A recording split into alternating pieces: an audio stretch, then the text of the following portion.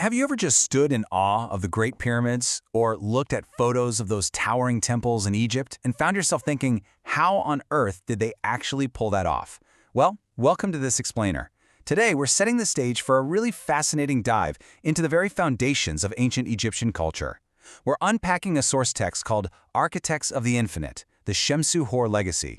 And let me tell you, the claims this text makes about the origins of these ancient marvels, they're going to challenge pretty much everything you thought you knew about human history.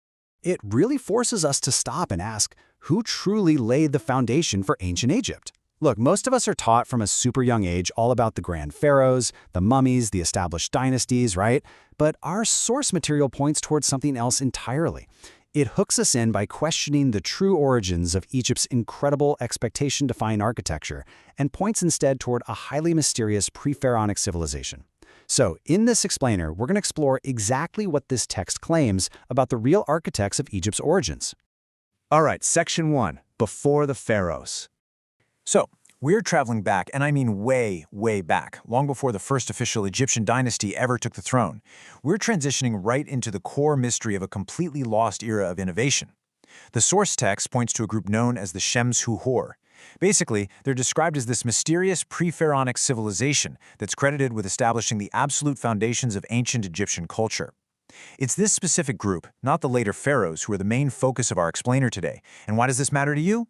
Well, because if this text is accurate, the whole timeline of human innovation is radically different than what our textbooks have been telling us for decades. Moving right along to Section 2, the Royal Canon Evidence.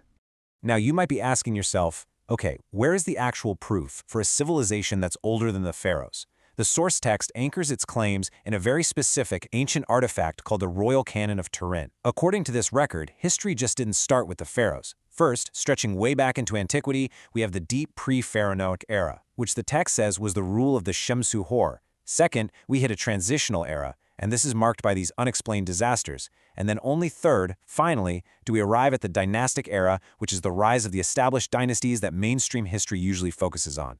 It completely reframes just how far back this society allegedly stretches before the pharaohs we know ever step onto the stage. Now, this ancient information leaves us with a pretty profound divide.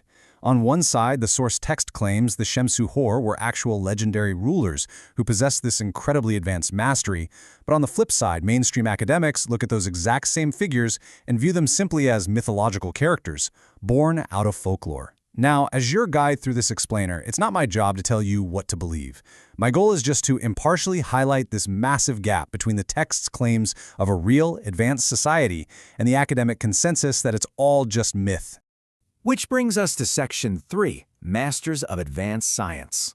If we follow the claims of the source text, these people definitely weren't just primitive hunter-gatherers who stumbled onto some clever building tricks. No, the Shemsu Hor are credited with advanced scientific mastery. We're talking about a deep, fundamental knowledge of physics. We're talking about sophisticated astronomy that let them map the stars flawlessly. And, perhaps most wildly, extraordinary engineering techniques. Just imagine possessing those kinds of diverse, high-level disciplines thousands of years before the accepted dawn of modern science. It's just a staggering concept to wrap your head around. And because of that precise mastery, the text states they left behind structures that literally challenge modern understanding.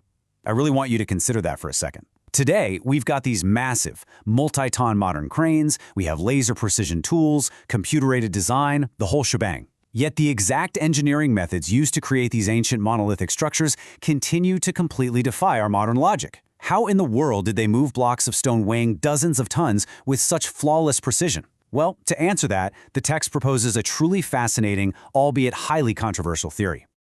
And that leads us to Section 4, Manipulating Space and Gravity. Okay, this is where the source text makes its absolute most astonishing and without a doubt, its most controversial engineering claim. It suggests the Shemsu Hor utilized extraordinary engineering techniques to manipulate space and gravity. Yeah, manipulating space and gravity. Let that sink in.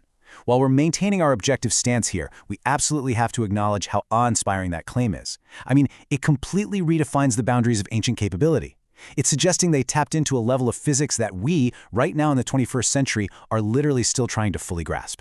Section 5. Disasters and Enduring Legacy.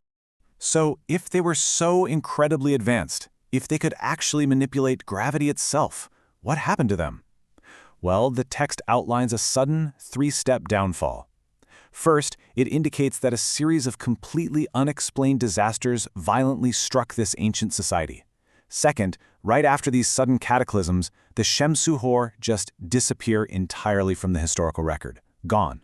But third, and this is the crucial part, they didn't vanish without a trace. They left behind a massive, enduring legacy of sophisticated architectural laws.